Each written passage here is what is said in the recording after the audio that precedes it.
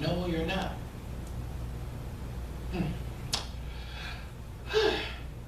Genesis 17:19, I just said that. He speaks to the barren places of your life.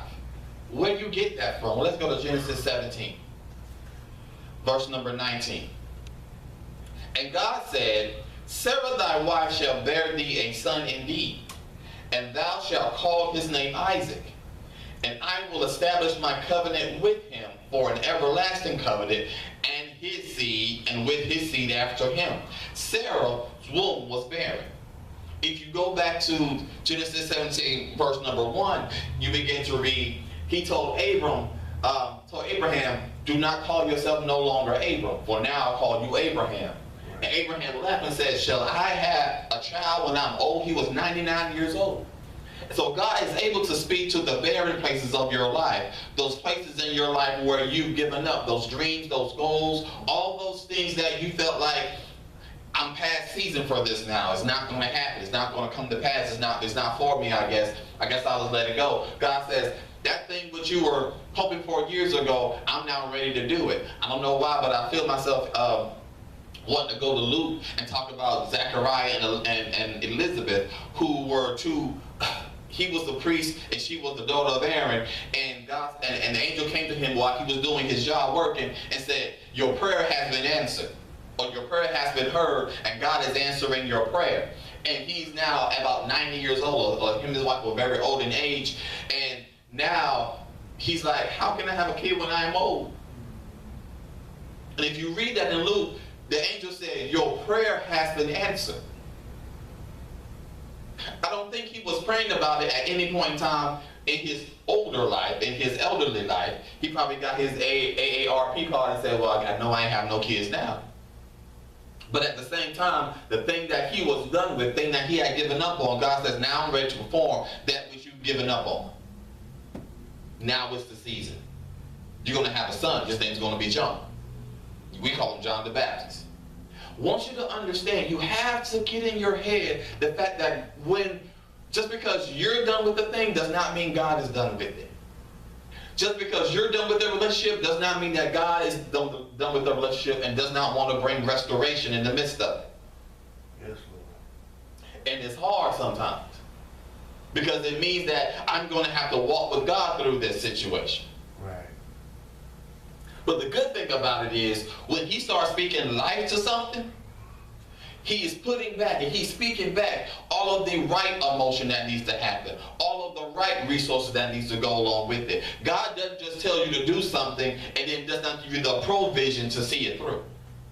He's the God that provides. He's a good father that provides for his own. And so therefore, when he says a thing, he puts all the resources there to make sure that what he's spoken comes to pass.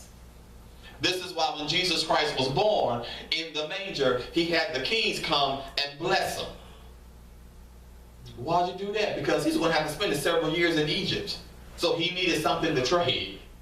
He needed to sustain the family because they were going to have to leave their business.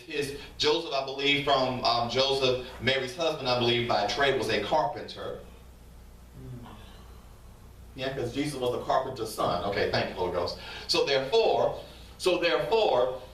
he's going to go into a foreign place, so they needed funds to get there and be sustained.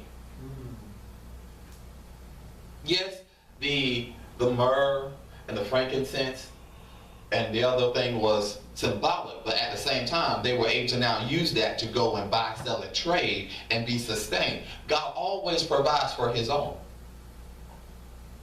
When Jesus got to the morsel in the 5,000, he says, give ye them to eat. And they said, all we got here is a kid with 2 fish and 5 loaves. He says, make them sit down there. And he blessed and he fed them. He always provides for his own. That's what a father does, provides for his own. Let's go to Genesis 35:10. God as a father, and another role of father is that he gives you your identity. A good father gives you identity. Yeah. Now, once again, when your natural father falls short in certain areas, God as spiritual father steps in and hedges the gap. I I can speak to that because as a kid, I remember when I was young, about my preteens, situations at the home going on, and I was getting ready to run away from home. Don't tell me why. Just like, I'm tired of this. I'm leaving. I can do better by myself. And the Lord said, don't go. Don't leave. This is not who you are. This situation does not define you. It's not who you are. It's temporary. His exact words to me were, you're royalty. This is not who you are. Go back in the house. Call your mom. So I called my mother and told her what was going on, how I felt. But he gave me a sense of identity in the midst of an adverse or negative situation. Told me I was royalty, that I was different, that this situation that I saw around me did not define who I was. And it was just enough to get me to understand that I didn't have to act like where I came from. Yes, Lord. I like that. Genesis 35:10. And God said unto him, talking to Jacob, thy name is Jacob. Thy name shall not be called any more Jacob, but Israel shall be thy name. And he called his name Israel. God gives you your identity. Yes, natural dad and mom may name you one thing, but God says, I have a name that I purpose to give you. And there is an identity and a purpose and a plan for your life that I place you here for.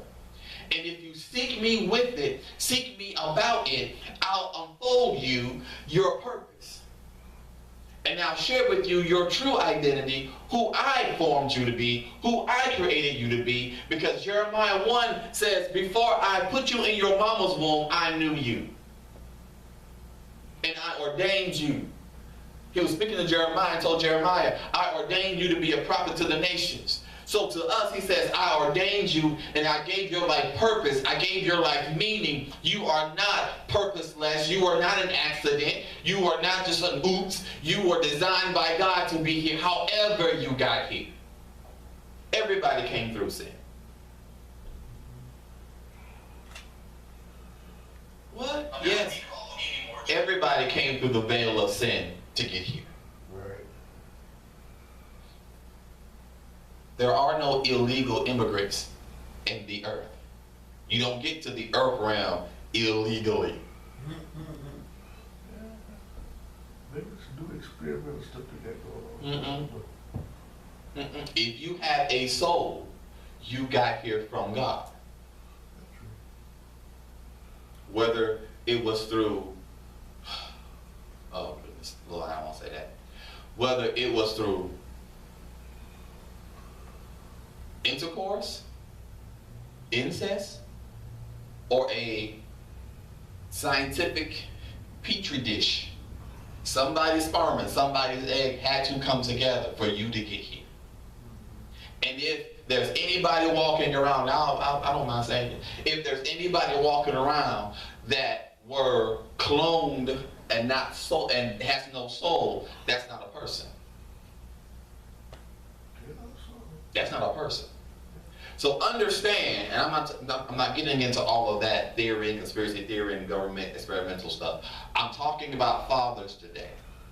You don't get here and you have a soul.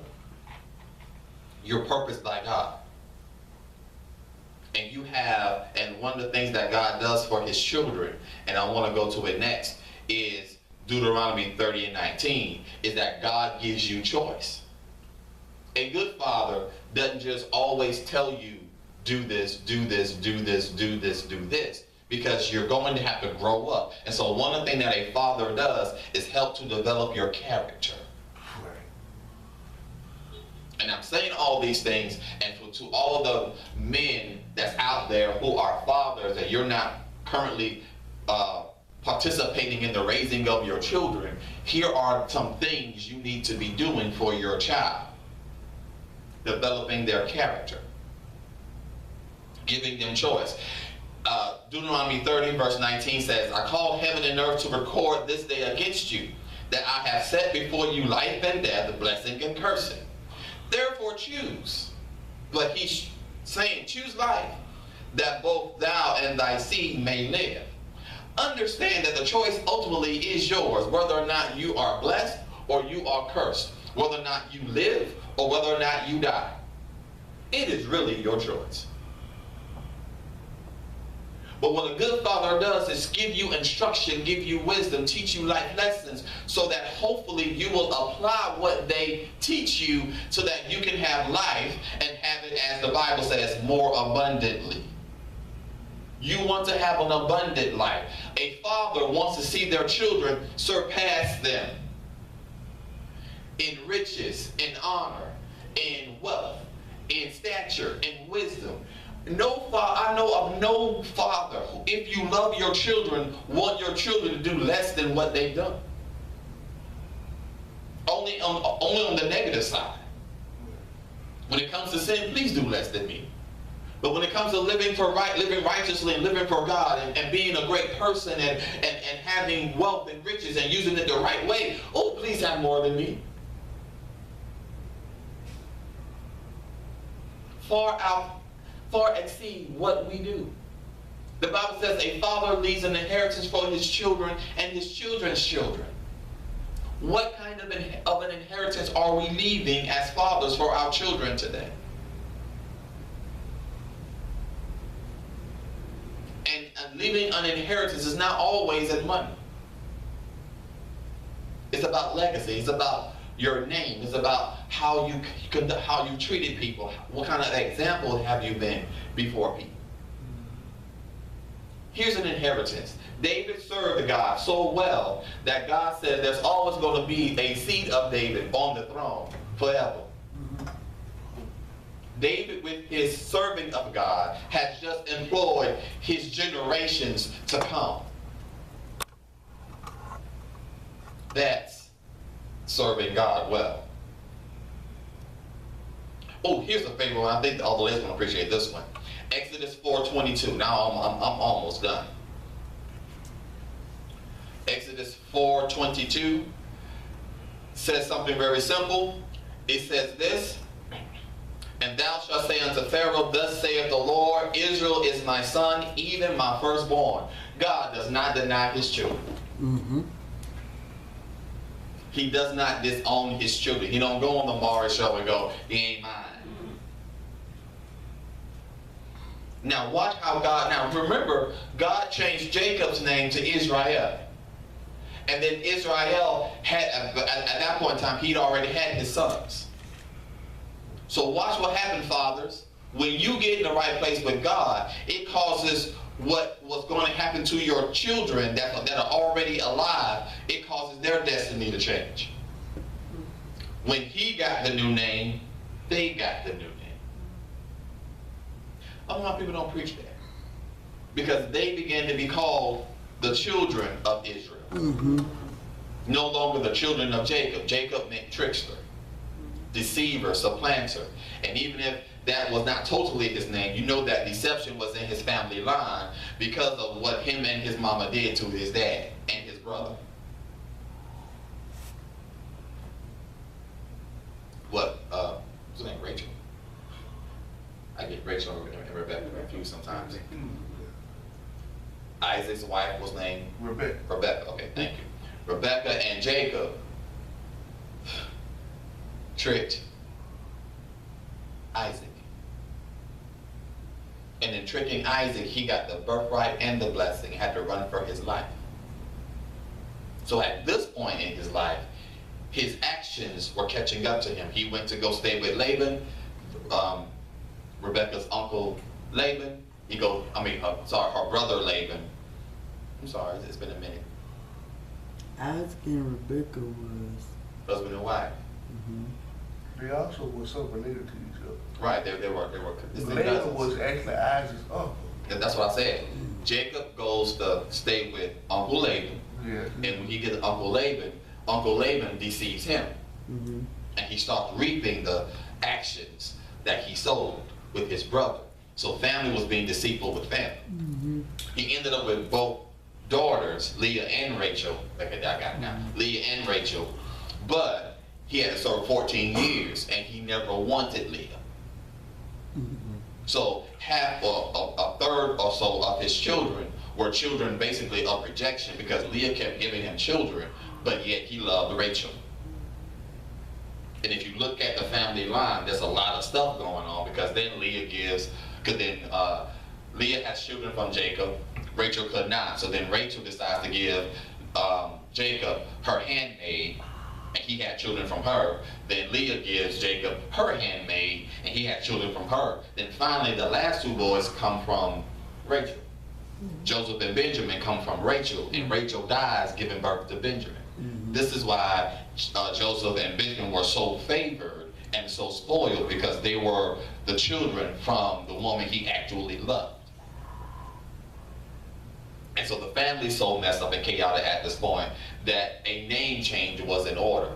They needed a change of direction. And so when Jacob wrestles with the angel, quote unquote, and God changes his name, it's now changed the destiny of the whole entire family line. Because the nation was supposed to be great and godly, and they were acting anything but.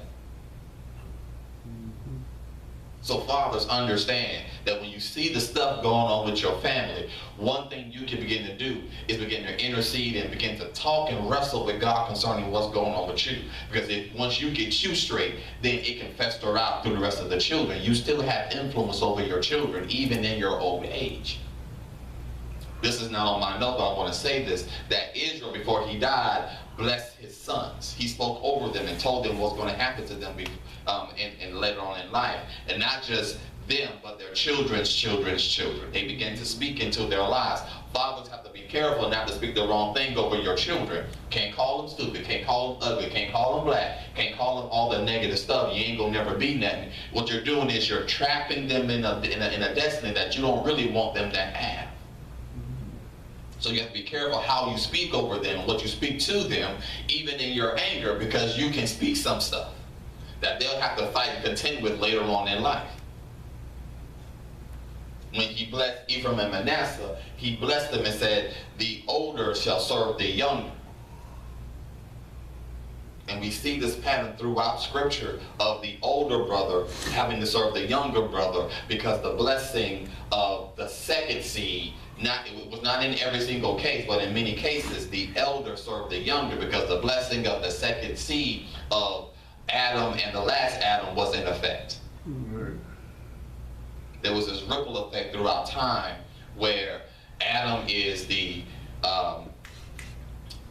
the first Adam. Natural Adam was the first Adam, but Jesus Christ was the last Adam.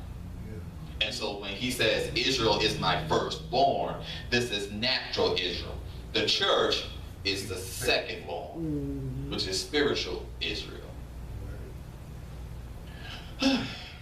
That's just for you to go back and study on. And then I love 2 Chronicles 20:17, and God is a God that fights for his family. Oh my goodness, he's a great father. Ye shall not need to fight this battle. Set yourselves, stand ye still, and see the salvation of the Lord with you, O Judah and Jerusalem. Fear not, nor be dismayed. Tomorrow go down against them, for the Lord will be with you. God gave them victory in the midst of that battle. Several nations came to attack Israel at one time, and the father rose up to protect and fight for his family. God, as a deliverer, he went as a father, which is also that type of deliverer, pulling children out of the fire and out of trouble. When Israel was in Egypt in bondage, he sent Moses to say, hey, I'm sending you to get my children out. I have heard their cry. He's attentive unto the cry of his children. And my final one is the most famous one of all. John 3:16 says, for God so loved the world that he gave his only begotten son, that whoever believes in him should not perish but have everlasting life. And so you need to understand that, most importantly, a father's love can cause his children to believe despite the bad circumstances. A father's love. We've all seen the thing of, we've seen the TV shows and we've seen the examples of children talking about, I'm going to go tell my daddy and he going to beat you up. I had a little boy once tell me that. I was teaching, he's like, I'm getting my daddy and he going to come in and he going to beat you up. I said, well, guess what? I got a daddy too, and my daddy bigger than your daddy, and my daddy going to come beat down your daddy. He looked at me and started crying. Because evidently, where he was from, and talking with them later, I kind of understood where he was from, not everybody had a dad or a daddy present and active in his life. So he would get over